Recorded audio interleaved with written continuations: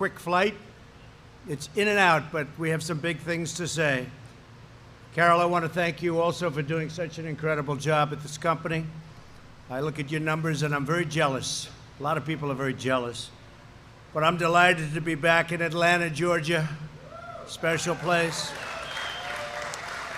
The hometown of one of the most amazing companies on earth, UPS. They never fail. The dedicated men and women of UPS are an inspiration to us all. In the face of every challenge, you always come through for your fellow citizens. Would you say that's correct? I say it's correct. Let me start by expressing my gratitude to every driver, worker, and employee who has contributed to this great success and continued to deliver for America throughout our battle against the China virus. It goes by many different names, about 21 that I can figure. We maybe will use a different one every time we hit it. But whatever it is, it was a terrible thing, and it could have been stopped, and it should have been stopped right where it started, in China. Together, we will defeat this virus and emerge stronger than ever before. We're here today to celebrate a historic breakthrough that will transform the lives of workers and families all across our nation. For decades, the single biggest obstacle to building a modern transportation system has been the mountains and mountains of bureaucratic red tape in Washington, D.C. Before I took office, reviews for highways ballooned to an average of nearly 750 pages in length, and they were the good ones. They were the short ones. And I know because I was in business for a long time and I had to go through a process that was so ridiculous. It was so ridiculous. We went through a process for building buildings usually. It would take forever. By the time you start building, the market changed. You said, you know, the market was good when we started. Now the market's lousy. So you say, the hell with it. We won't build. Sometimes you start building and you say, that was a mistake. But we went through years and years of litigation and tumult, and it was just not good. But you go through it to an even greater extent. The maze-like approval process represented lobbyists that were very rich. They were making a lot of money. I remember I'd go up to Albany, New York, and I'd see my lobbyists up there. I said, what are you doing here? I knew what they were doing. They were trying to make it more difficult. So you had to hire them for more and more work. Spend millions and millions of dollars for nothing. But too often they caused massive delays on top of everything else. And that way they got their fees over a longer period of time. It's one of the reasons why, for example, the average Atlanta driver spends an incredible 77 hours in traffic during a short period of time. But all of that ends today. We're doing something very dramatic. We just completed an unprecedented, and I want to say it's absolutely unprecedented, top to bottom overhaul, should have been done years ago, of the infrastructure approval process, this approval process that has cost trillions of dollars over the years for our country and delays like you wouldn't believe. This is a truly historic breakthrough, which means better roads, bridges, tunnels, and highways for every UPS driver and every citizen all across our land. Together, we're reclaiming America's proud heritage as a nation of builders and a nation that can get things done. Because with these horrible roadblocks that were put in front of us, you couldn't get it done. No matter how good you were, you couldn't get it done. You'd wait and wait. You'd go to the next step. You say, you can't start the next step until you finish the first. Joining us for the special occasion are Council of Environmental Quality Chairman Mary Neumeyer. Where's Mary? Mary. Thank you, Mary. Thank you. Thank you. Thank you, Mary. Good. Secretary of Transportation, a very special woman, a great woman, somebody that has done an incredible job, Elaine Chao. Elaine. And she was very much instrumental in getting this done. And when Elaine speaks, we all listen. But she was very much instrumental. Secretary of Agriculture, a man who's done a fantastic job for our farmers and ranchers, Sonny Perdue. Sonny. I learned more about farming from Sonny Perdue than all of these consultants that came in. I learned more in a half an hour from that man right there. We had a great call today with the farmers, too. Great call. They're doing very well. A lot of good things have happened, right, Sonny? A lot of things have happened. They were targeted by China. They were targeted by others. We just signed the USMCA, which is phenomenal for our country and our farmers. Got rid of one of the worst trade deals in history, NAFTA. One of the worst trade deals ever. How anybody could have signed it, but worse, how anybody could have let it run for 25 years or whatever it was. They just took advantage of us. We had 60,000 empty plants and factories in our country by the time that mess got finished. So we just signed a great deal, USMCA. It's the largest trade deal ever made. Mexico, Canada, the largest ever made.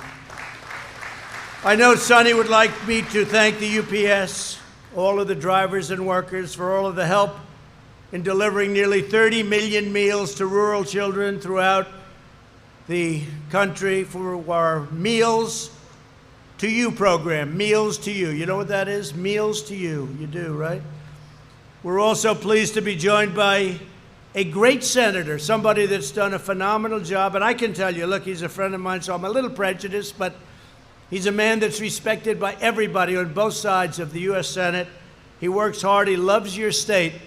And I always say, does David get the kind of recognition that he deserves? Because he is a very, very special man. David Perdue. Where's David?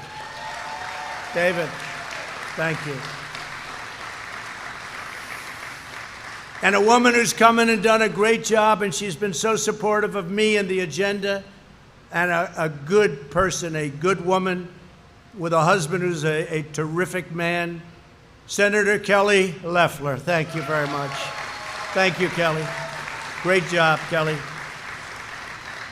And warriors, these are warriors. These people fought for us through thick and thin, through very, very unfair territory. We were treated terribly, and they came in and they turned out to be tougher than the other side by a lot.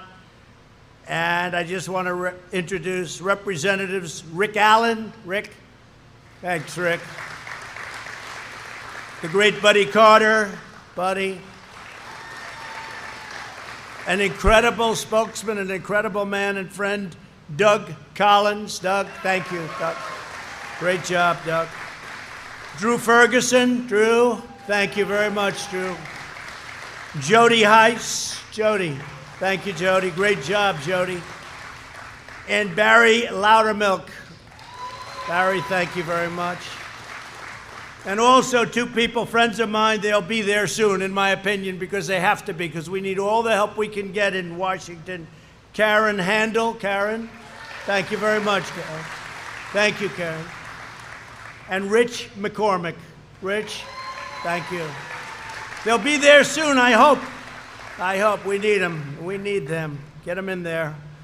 Thank you as well to a man who I became very good friends with, a man who was running against somebody that was unbeatable, running against a superstar. I said, oh, she's a superstar. Wow. Can you beat superstars? I don't think so. But he figured out how to beat a superstar. And I don't know, is she still a superstar, Brian? I'm not sure. I'm not sure. I don't think so. I don't know. Superstars don't lose, do they? Governor Brian Kemp. I'll tell you, what a warrior he is. He's tough. He's tough, and he's done a great job, and you've done a great job in every aspect of running this incredible state, and I've always been there for you. He was saying when we met at the plane, everything we've needed in Georgia, you've been there for, and that's right. That's right. Perhaps more important than Brian, however, right? Far more important is Georgia First Lady Marty Kemp. Thank you very much, Marty. And watch, please, those mail-in ballots. You're going to watch that for me because, you know, they have a lot of problems all over the country. They just had Paterson, New Jersey, where massive percentages of the vote was a fraud. Mail-in ballots. Be careful. Be careful. They would understand because they deliver. In fact, I'm going to have to be very nice to UPS. UPS, I love you, Carol, wherever you are, Carol. I love you, Carol. No, it's very bad what's going on with mail-in ballots. okay, as differentiated from absentee ballots, where you have to go and you go through a process because you can't be there for some reason. But the mail-in ballots is going to be, they're going to be rigged. They're going to be a terrible situation, and you have to be careful in Georgia, but you have to be careful everywhere where they're doing it. You know, we went through a First World War and a Second World War, and people went to vote. Now they're saying, let's use this as a chance not to vote. And there's been tremendous corruption on mail-in ballots. So absentee ballot, great. Mail-in ballot, absolutely no good. It makes no sense. A governor sends out millions of ballots all over the place. They don't know where they're going. They're going to wherever. I have a friend who got one for his daughter, another one for his daughter, and then a second one for the first daughter. They didn't know what to do with them. I had another friend, a really wonderful guy who's lost his son 7 years ago, Robert, his son Robert, and his son was sent a mail-in ballot. He called me, he said, what do? I just got a mail-in ballot for Robert. Robert died 7 years ago. So it's a terrible situation if they decide to use it, and we'll see what happens. There's a lot of litigation, a lot of court cases right now. And it makes sense. Just think of it. Millions of ballots. In California, they're sending out millions of ballots. They don't even know who. Maybe they know too well who they're sending them to. And maybe it's the people that don't get it. Maybe it's an area of Republicans or Democrats that don't happen to get any ballots.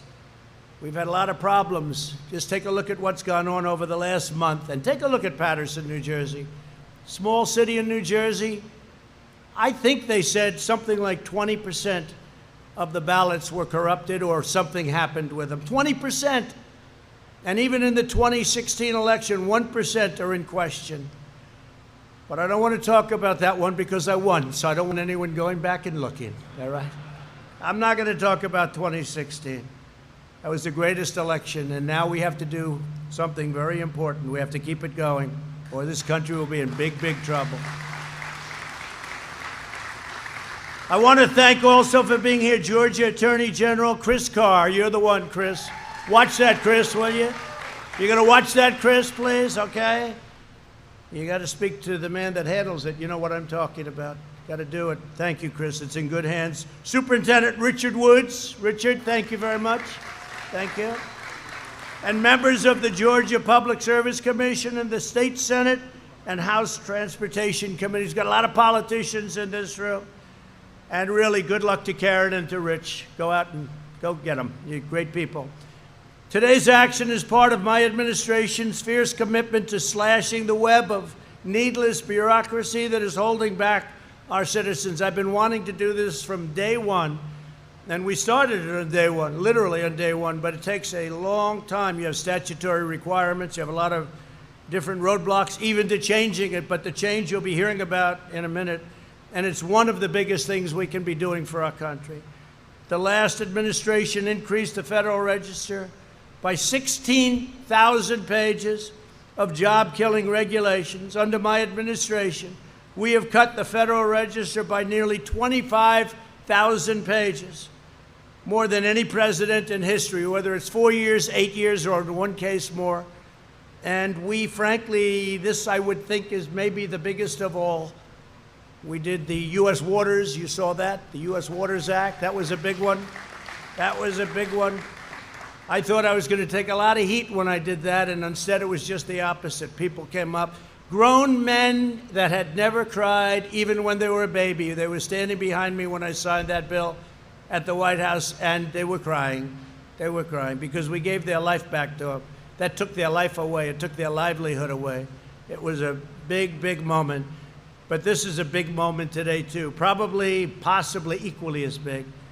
Today's action completely modernizes the environmental review process under the National Environmental Policy Act of 1969.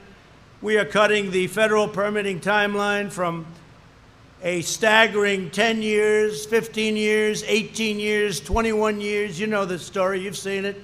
Projects that start out, a young guy heads the project. By the time it gets approved or disapproved, in many cases disapproved, usually disapproved, he's getting ready to retire. So what did you do for your life? I worked on one project. We didn't get it through in the end. Now, we won't get certain projects through for environmental reasons. They have to be environmentally sound. But you know what? We're going to know in a year. We're going to know in a year and a half. We're not going to know in 20 years. So we're cutting the federal permitting timeline for a major project from up to 20 years or more, hard to believe, down to 2 years or less. So we have it down to about 2 years right now, Elaine, and I think 2 years or less. And our goal is 1 year. And you may get disapproved. They may vote at the end. They didn't like something environmentally or safety-wise, and I'm all for that. But you're not going to devote a lifetime to doing a project that doesn't get approved or that gets approved. And oftentimes when it gets approved, it comes in at 10, 20, 30 times the cost. There's a highway in a certain state, short road, not even a highway, I guess, more of a roadway. And they put in, it was a straight line from point to point. By the time they finished it 18 years later, it was this. It cost tens of times. It cost many, many, many times more than the original. Is a dangerous roadway because there's turns. You got to be in good shape. You got to be wide awake to make those turns. You got to see those things. You have to see the guardrails. Boom. They had a simple straight roadway, and now they build it. They took 17 years to get it approved, ended up costing many, many times what the original estimates were, and it's no good. It's not good. Under the last administration, a mere 7% of reviews for federal highways were processed within 2 years. Now, what we're doing is the 2 years won't be the exception, it'll be the rule. So what we're doing is we're going to have that coming down at a much steeper rate. This will reduce approval times for highways alone by at least 70%. But the 70% is a very unambitious number because the number is going to be actually much lower than that. At the heart of the reforms is the one federal decision policy. It really spells it out when you hear that name, one federal decision. Before, applicants for infrastructure permits were forced to spend years and years navigating a labyrinth of federal agencies, and every single one had a power to stop a project. Anytime you went to an agency, they had a power to stop it. And it would stop the project, not only stop it, right in its tracks it would stop it. With our reforms, there will be one quick and fair decision. We're going to give every project a clear answer, yes or no. Yes or no. The 2-year process where just to submit is 2 years is not acceptable. It's going to be a very quick yes or no after study, but the studies are going to go quickly, and they're going to go simultaneously. So if you're in numerous agencies, you're all going at the same time. Instead of waiting for 1, for 2, for 3, and oftentimes you'd go through one, it would take you 6 months, and then you have to wait 90 days, and then you have a review period, and then you start the second one. And now you go for another 4 months, and then you wait 90 days, and you have a review period. And sometimes you had to go through 9, 10, 12 different agencies. So even if you did absolute rapid, it was many, many years before you could even think about starting it. We have up here, by the way, that's a chart of the old system and the new system. And I think the new system is better. I think it's better not only in time, I think it's better in terms of the process, and I think it's better in terms of the importance from an environmental and a safety standpoint. But take a look at that. This is what you had to go through. In fact, it was much more dramatic when I first came up with this about a year ago. We took that and we rolled it out. It was so dramatic. And it just kept going and going. So the difference is that, and many of those steps you had to wait before you could even think about going to the next one, and you had to get full approvals. Any one of those colors where there was a problem or a rejection meant it was dead. And now you go through this very simple but very comprehensive solution. And it's a beautiful thing, especially if you understand construction and building and other things beyond building, like I do. At the same time, we'll maintain America's gold standard environmental protections. The United States will continue to have among the very cleanest air and cleanest water on earth, which we do now. We have the cleanest that we've ever had, meaning ever, meaning I guess in the last 40 years. I assume that 200 years ago was cleaner. I can imagine it was very clean a couple of hundred years ago, Brian, right? They'll say, that's why I'm very careful with the fake news media, because if I say that, we have the cleanest water we've ever had, they said, what about 200 years ago before anybody touched the lake? When the lake was a beautiful virgin lake, nobody ever touched it. They said, yeah, they got me on that one, don't they, huh? So now I become extremely careful. So I say probably they're talking about 35, 40 years, something like that. If it's any different from that, media, we will, look at all those people back there. Any different than that, we will report to you. We will make an amendment. We'll never make a correction, because I don't like doing that. One of the first projects accelerated by these reforms will be the planned expansion of I-75 right here in Georgia. That's in honor of your wife, in honor of Marty. Okay, that's in honor of Marty. They've been looking to do that for many years, right? But the governor's going to get it done. This expansion will add 77 new lane miles of commercial vehicles, like those driven by UPS, saving drivers countless hundreds of hours a year. With us today is Julian Polk, a Teamster. I know the Teamsters very well. At UPS, who drives this route often. Julian, please come up and tell your story, please. Thank you.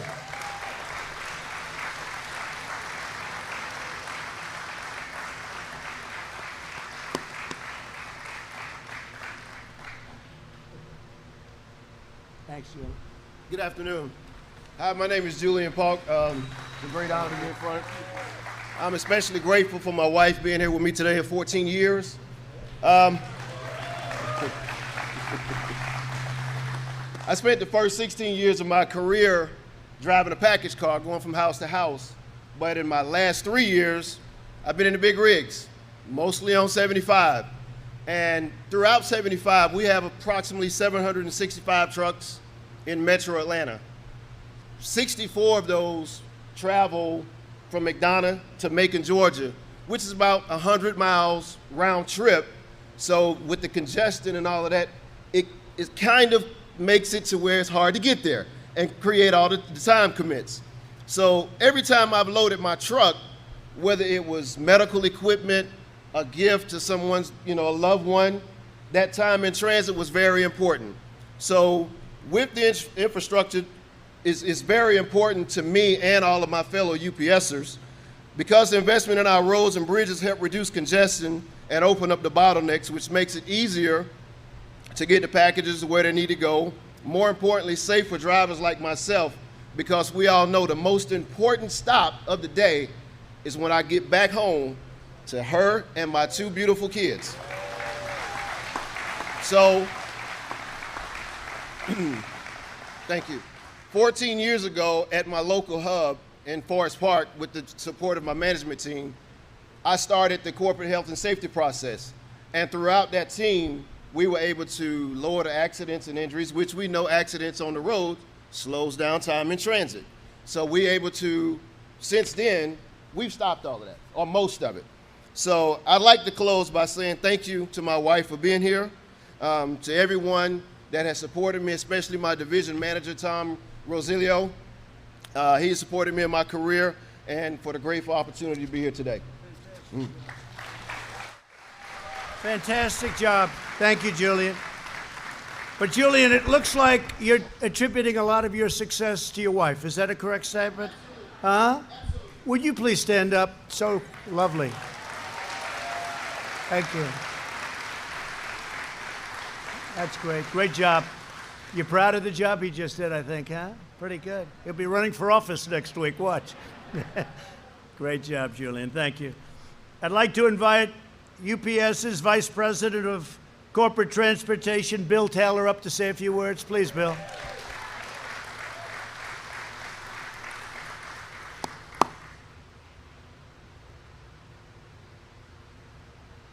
Thank you, Bill. Thank you very much. Good afternoon. No, thank you for visiting the UPS Gateway, President Trump. Thank you very much. I am so proud to be a 37-year veteran of this great company.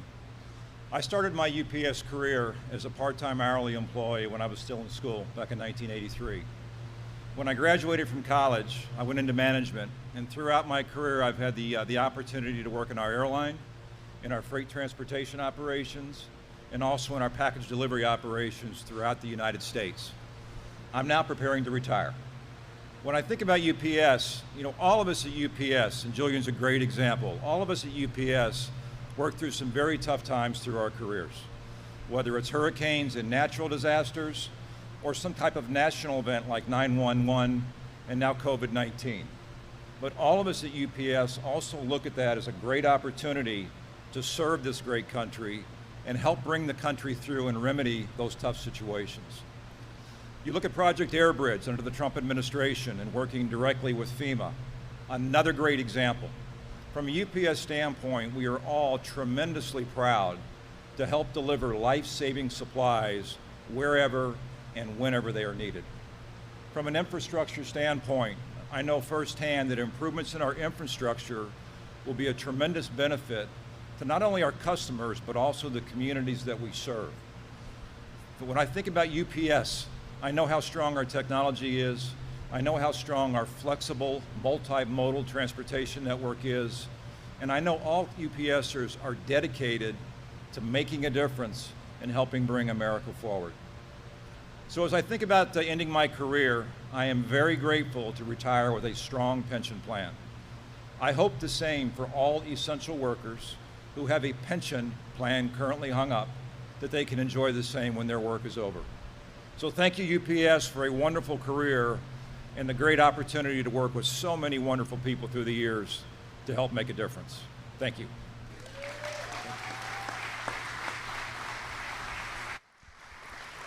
Thank you very much, Bill, and good luck. Carol, I don't think I'd let him retire. He's got about 30 years left in him at UPS. Can't believe you're retiring. That's terrible. Do you want to retire, or do you want to stay? Because they'll renew you for 25 more years. You've got it. You've done a fantastic job. Thank you very much. Thank you, Bill. Really great job. Here, as well as the Commissioner of Georgia Department of Transportation, Russell McMurray. Russell, please come up and say a few words. Thank you.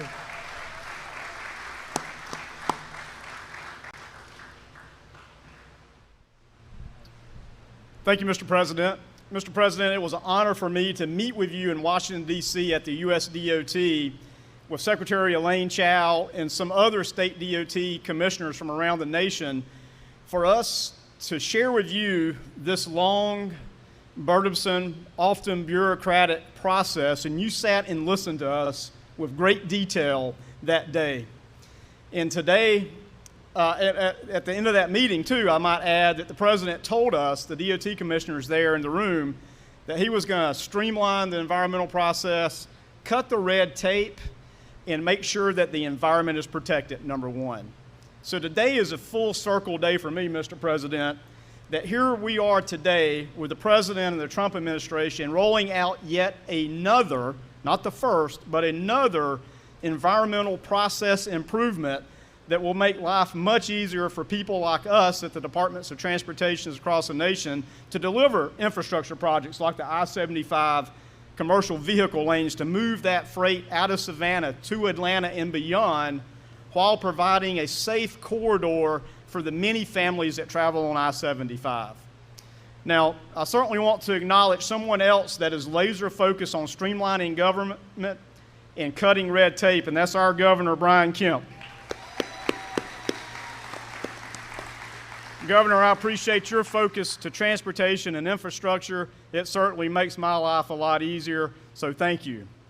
Now, finally, I'd just like to recognize somebody else, and the President acknowledged her earlier, but the leadership exemplified by Secretary Elaine Chao at the U.S. DOT is exceptional. We have never experienced the kind of cooperation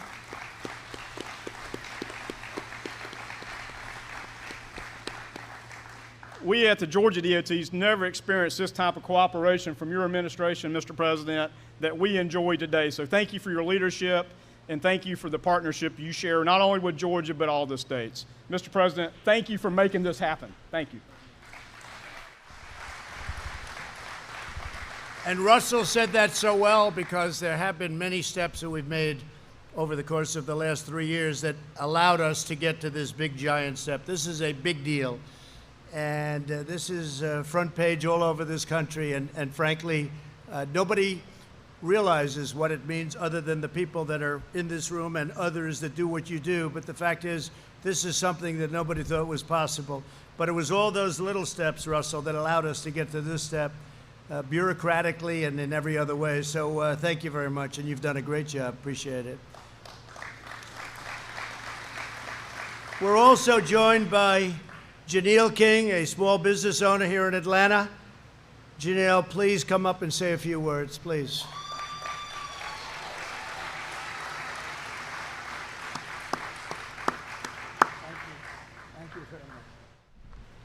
Thank you, Mr. President. Thank you, Governor Kemp. And thank you, UPS, for delivering all my shoes on time. I am Janelle King. Together, my husband, Kelvin King, and I, he's the one that really goes through all of this. I serve as VP of External Affairs with Osprey Management, which is such an honor.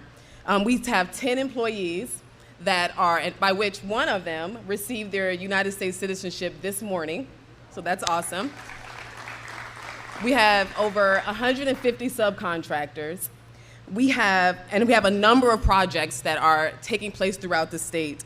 And our ability to harness opportunities and supply our clients with on-time projects promptly is extremely important. Several have proposed fantastic ideas in aid to developing new forms of commuting. Red tape and restrictions in place have hindered these ideas and have due to extensive permitting and impact studies that increase timelines. Well, Mr. President, you have shown what leadership can do when you reform the old way of doing things. Infrastructure reform and building new roads faster will not only help our company to achieve our project goals, but they will help the entire state, both economically and socially. So I would like to personally thank you for placing the needs of the constituents in the forefront of your list and addressing our infrastructure concerns, and our governor and first lady for working along with you and so we can get this done, and to our senators, Senator David Perdue and Senator Kelly Loeffler, for always being available as well. Thank you so much. And look how proud your husband is of you. He had that camera up. That camera wasn't moving down. I'll tell you, he captured every word. That's great. Beautiful family. Thank you very much. One of the things I'll tell you that the governor and I are working on a couple of projects that are going to be big surprises for you. Big ones, big projects that you've been talking about for 20 years, I guess, in one case. So we'll get them done. I'm sure we'll get them done.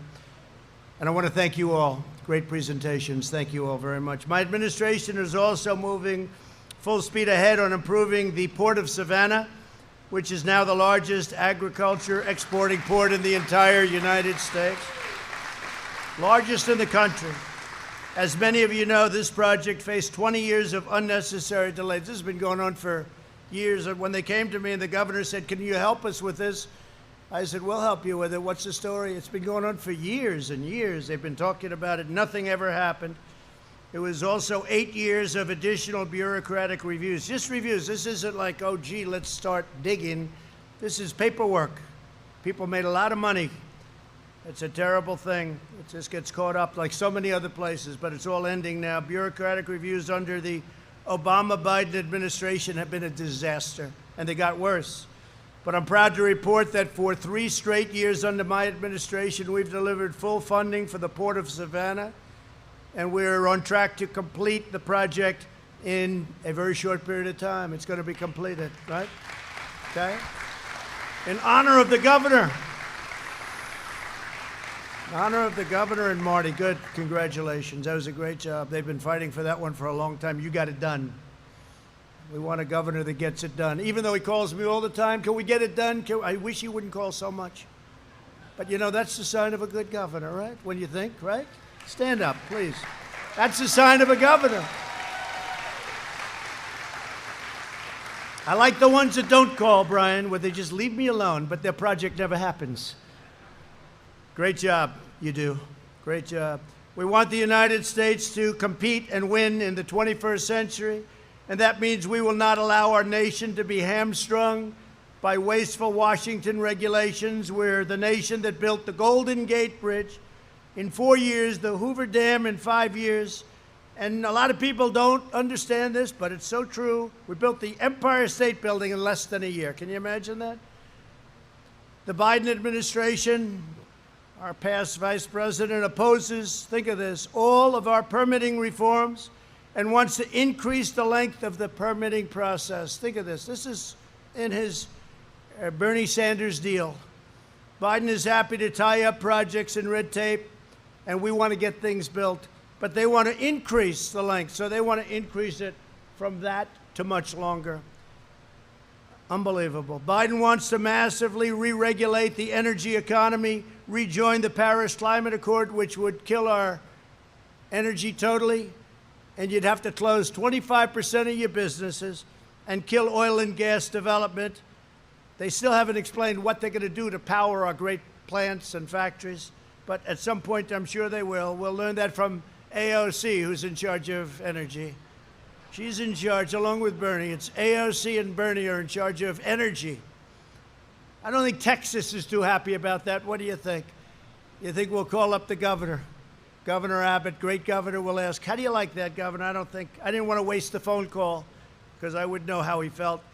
And Biden wants to hold hostage billions in federal surface transportation grants for states and localities unless the states and local suburban communities abolish single-family zoning rules. So they want low-income housing to be built in communities that, frankly, they don't want it. They don't want it. Hasn't worked out, and we're terminating it. As you know, I announced it 2 weeks ago. We're going to be eliminating that rule. It's a crazy rule, and it's very unfair to a lot of people. A lot of people are very unhappy. It should not take 10 years or more just to get approval for a simple stretch of road. Special interests in Washington will never begin. They will never begin to let you breathe. They will never. That's not their business. Their business is the opposite. And we will do vetoes wherever necessary in order to make sure everything happens and happens quickly. We're not giving a veto for one thing, America's future. There will never be a veto for America's future. So my goal, my mission, and my commitment to each of you is very simple. America's infrastructure will be the envy of the entire world as it was many, many years ago. We built the interstate highway system during the Eisenhower administration, a long time ago. And since then, it's gotten worse and worse and worse, and more bureaucratic and more bureaucratic. And now we're freeing up, and we're going back probably to around 1952. We're going back to a long time ago. And again, you have to get permits. We want safety. We want to be totally involved with the environment. We want our environment to be better than it would be the other way, the long way. But you're going to get your answers quickly. One way or the other, you're going to get those answers very quickly. And if the answer is a big, beautiful yes, you're going to start construction immediately. You're not going to wait around for 10, 12, and 20 years. Our bridges, tunnels, freeways, and airports will no longer be the site of shame, but they'll be a source of pride. From coast to coast, town to town, we're constructing new roads, railways, runways, and waterways.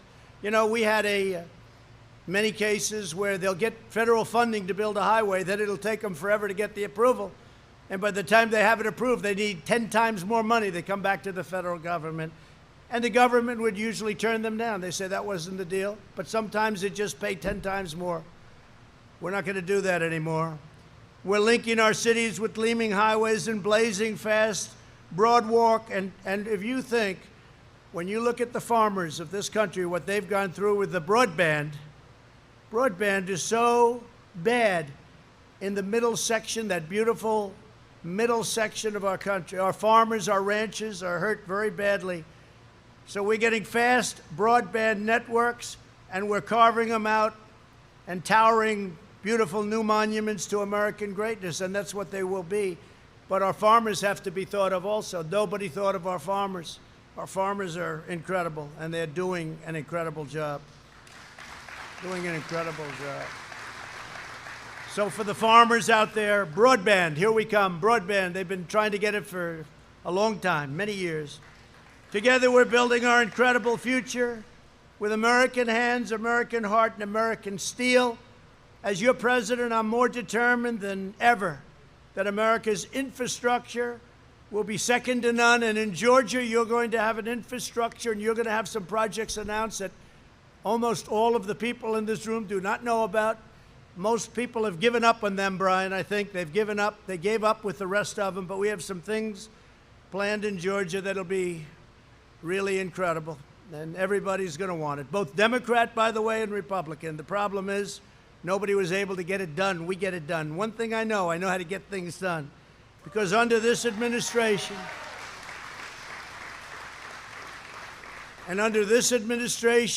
we will always put America first. We were putting other countries first. Now we're putting America first.